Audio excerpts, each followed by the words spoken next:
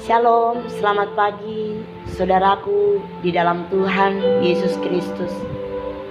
Pagi hari ini berjumpa lagi dengan saya Pendeta Novita Kaunang dalam renungan pagi. Sebelum kita memulaikan aktivitas, kita mau datang kepada Tuhan, kita mau dengar suara Tuhan yang akan menuntun kita sepanjang hari ini untuk hidup berkenan di hadapan Tuhan. Mari saudaraku siapkan hati untuk ditaburi kebenaran firman Tuhan. Mari kita berdoa. Bapa yang baik, kami bersyukur untuk hari ini, hari yang baru, hari yang indah yang Kau berikan bagi kami. Kami boleh diberikan kekuatan ketika kami bangun, nafas kehidupan yang baru, sukacita, damai sejahtera ketika kami bangun. Kami boleh melihat keluarga kami ada dalam keadaan baik. Kami percaya semua oleh karena kemurahan Tuhan. Pagi hari ini Bapa, sebelum kami memulaikan segala aktivitas kami mau datang kepadamu, menyerahkan hidup kami, mempersembahkan hidup kami. Kami mau ditaburi firman-Mu, karena kami yakin dan percaya firman-Mu yang akan menuntun setiap langkah kami di sepanjang hari ini. Kami siap dengar firman-Mu, mengucap syukur di dalam nama Tuhan Yesus Kristus. Haleluya. Amin. Saudaraku yang kekasih, firman Tuhan pagi hari ini terdapat di dalam kitab Amsal 16 ayatnya yang keempat-B. Amsal 16 ayat 4b. Tuhan membuat segala sesuatu untuk tujuannya masing-masing. Hidup untuk melayani. Saudaraku yang kekasih, dalam setiap kehidupan semua umat manusia pasti akan muncul pertanyaan dalam pribadi mereka masing-masing atau pribadi kita masing-masing. Mengapa saya hidup di dunia ini, Tuhan? Mengapa saya diciptakan, Tuhan? Dan biasanya orang yang mempertanyakan arti hidupnya ini ketika dia sedang berada di tengah-tengah kehilangan gairah hidupnya, ketika dia berada di tengah-tengah masalah dan persoalan yang berat. Entah karena hidupnya penuh dengan masalah, maupun karena dia sudah tidak kuat lagi menanggung beban hidupnya. Dia sudah tidak mampu lagi, sehingga muncul perkataan, "Mengapa Tuhan saya hidup di dunia ini? Mengapa Tuhan saya harus diciptakan? Mengapa Tuhan saya harus mengalami hal-hal seperti ini?" Saudara yang terkasih di dalam Tuhan Yesus, pasti kita juga pernah bertanya kepada Tuhan ketika keputusasaan menjalani hidup kita. Tuhan, buat apa aku dilahirkan? Hanya untuk menderita? Mari sama-sama kita belajar bahwa ada tujuan Tuhan bagi setiap orang-orang di muka bumi ini. Walaupun sebagai manusia kita memiliki tujuan kita masing-masing ketika hidup di dunia ini, tetapi Tuhan punya tujuan di dalam kehidupan kita sebagai manusia. Tujuan orang-orang duniawi yang hidup di tengah-tengah dunia ini bermacam-macam. Ada yang hanya sekedar mempertahankan hidupnya saja. Yang penting saya bisa makan. Ada yang sekedar untuk alasan biologi saja. Mumpung masih hidup di dunia ini, saya akan merasakan sepuas-puasnya hal-hal yang bersifat duniawi. Ada juga yang tujuannya hanya untuk bersenang-senang saja. Hidup hanya sekali kok. Ngapain susah-susah? Ngapain prihatin? Hidup ini harus dinikmati. Ada yang tujuannya mengumpulkan harta kekayaan, tidak ingat saudara, tidak terlalu mementingkan keluarga, bahkan lupa kepada Tuhan. Yang penting uang. Ada yang mencari kedudukan, dalam pikirannya kedudukan, jabatan itu yang paling penting ketika dia hidup di tengah-tengah dunia ini. Ada yang tenang-tenang saja, adem ayem, diem aja. Yang penting enjoy, yang penting hidup ini senang. Ada banyak alasan orang hidup di tengah-tengah dunia ini.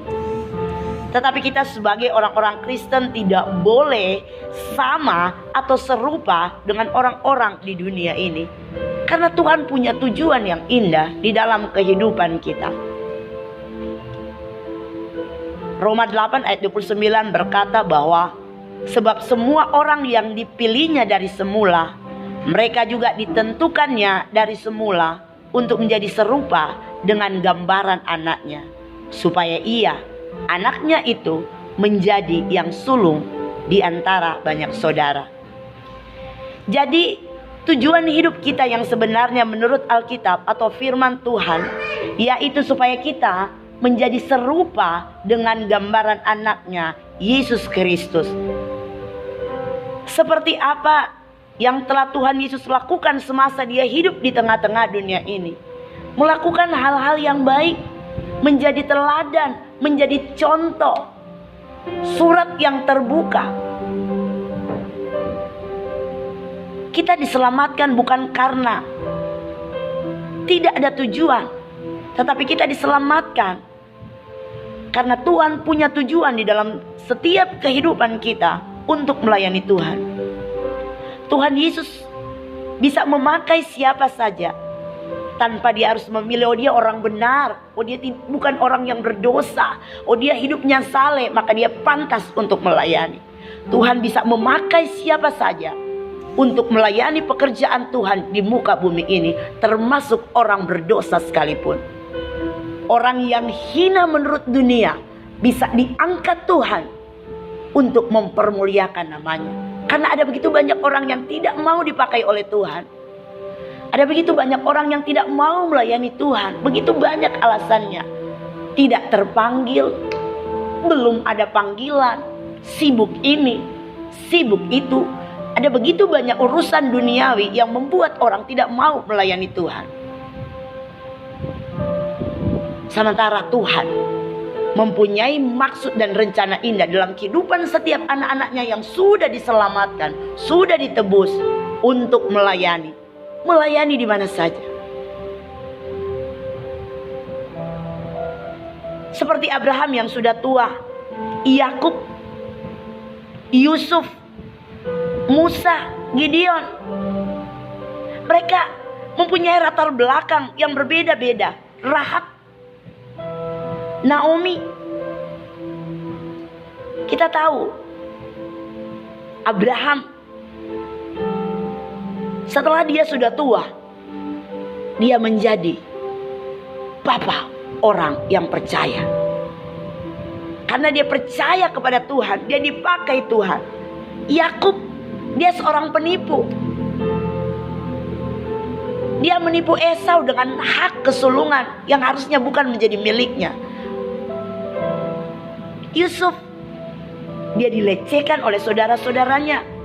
Musa, awalnya dia seorang yang gagap, yang gak pintar berbicara. Gideon, seorang yang miskin. Rahab, seorang wanita yang sundal, seorang pelacur. Naomi, seorang janda. Daud, dia memiliki masalah keluarga. Dia mempunyai hubungan dengan wanita lain. Elia yang mau bunuh diri. Petrus si pemarah. Paulus si pembunuh. Dan lain sebagainya. Saudaraku, ketika Tuhan memanggil kita untuk melayani, ketika Tuhan mempunyai tujuan di dalam hidup kita untuk melayani, Tuhan tidak pernah melihat latar belakang kita. Siapapun kita di masa lalu, itu bukan alasan bagi Tuhan untuk memvonis saya dan saudara agar tidak bisa melayani.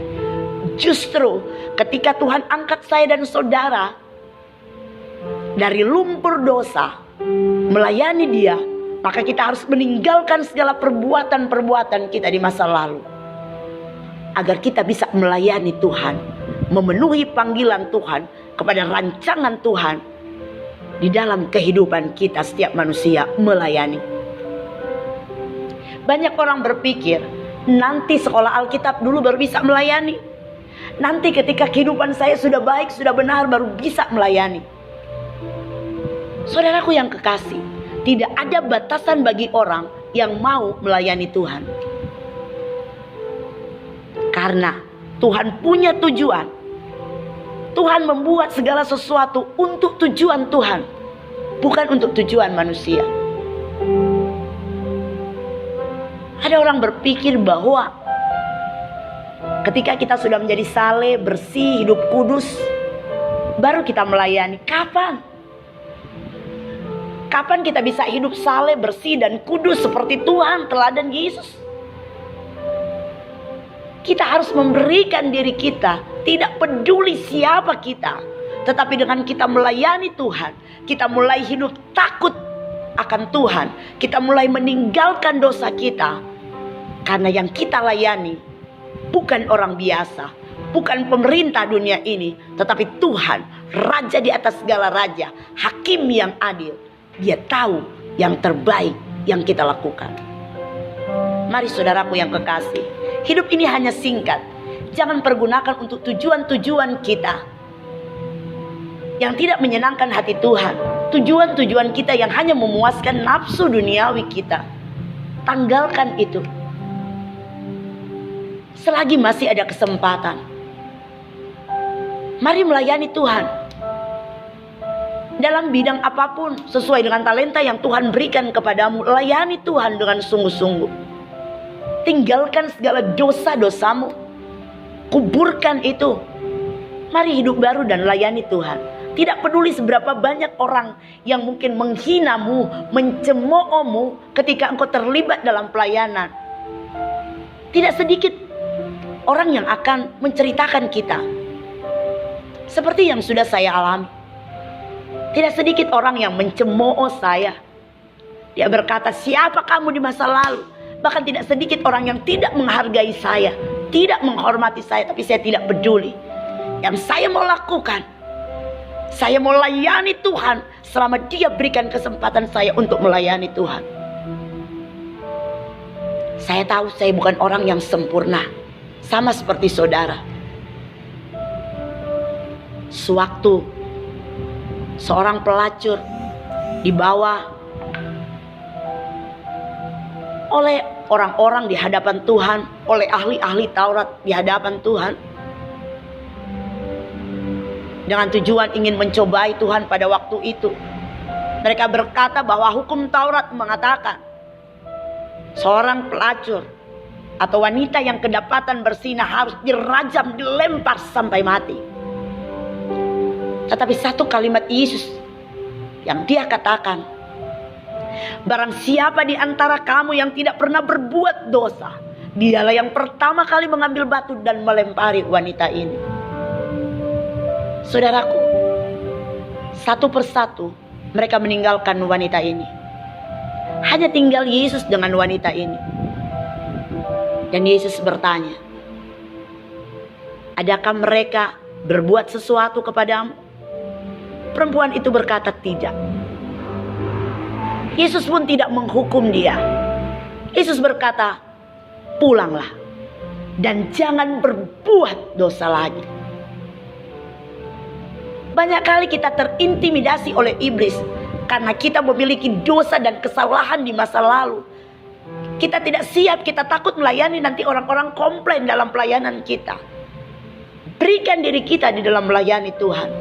Jangan bimbang, jangan ragu. Tetap berjalan kepada Tuhan. Meskipun dunia membencimu, saudara-saudaramu mengejekmu, orang-orang yang kau kasihi menyalahkanmu.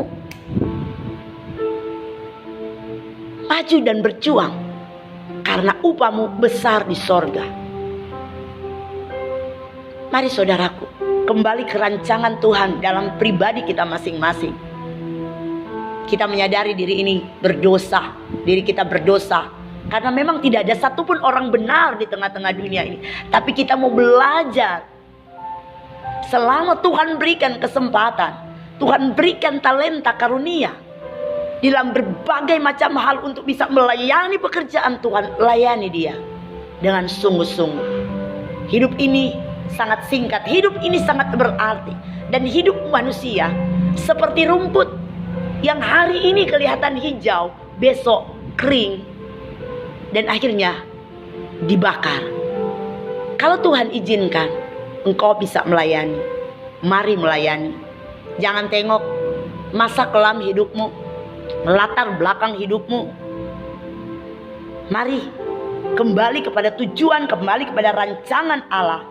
Karena Tuhan menciptakan kita untuk tujuannya yang mulia, untuk melayani Tuhan.